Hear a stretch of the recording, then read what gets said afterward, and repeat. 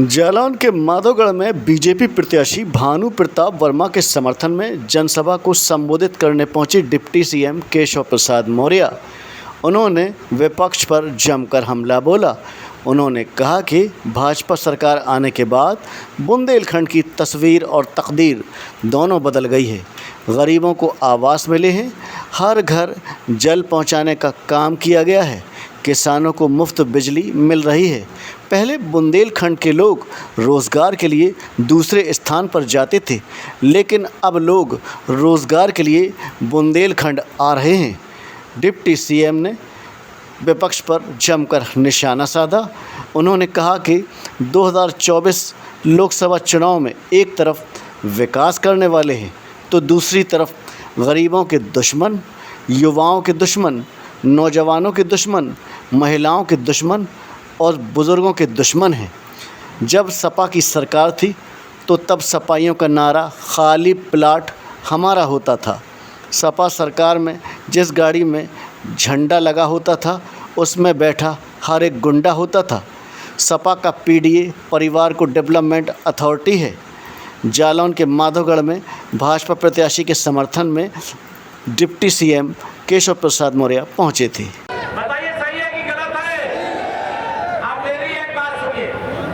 मोदी जी ने कहा है कि मेरी ओर से जाके सबको प्रणाम कह देना। मैं मोदी जी का प्रणाम आप सबके बीच में भेज रहा हूँ, आप सबको प्रणाम कर रहा हूँ। और उन्होंने कुछ काम बताया। उन्होंने कहा जब मैंने कुछ भी कहा है तो मैंने किया है। अब मेरी ओर से जाके वहां लोगों से कह देना। मैंने कहा क्या कहना है? उन्होंने कहा जम्मू कश्मीर से 370 हटाया गया कि नहीं हटाया गया? धारा 370 हटी कि नहीं हटी? दोनों हाथ में बताओ, हटी कि नहीं हटी? अब आप सबको काम करना है। आपने मुझे मालूम नहीं 2019 में कितने वोटों से भानु जी को जिताया था?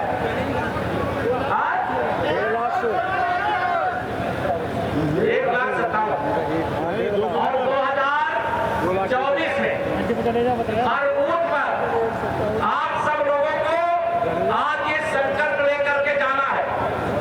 370 वोट जितना 2019 में दिलाए थे उसमें 370 वोट और बढ़ाना है। जो लोग 370 वोट और बढ़ा सकते हैं जरा हाथ बढ़ा के बताइए मुझे। सब लोग बढ़ा सकते हो? तब तो मैं आज यहाँ ये ऐलान कर सकता हूँ कि जो विपक्षी गठबंधन का प्रत्याशी हो चाहे बसपा वाला प्रत्याशी हो, उसकी जमानत कोई बचा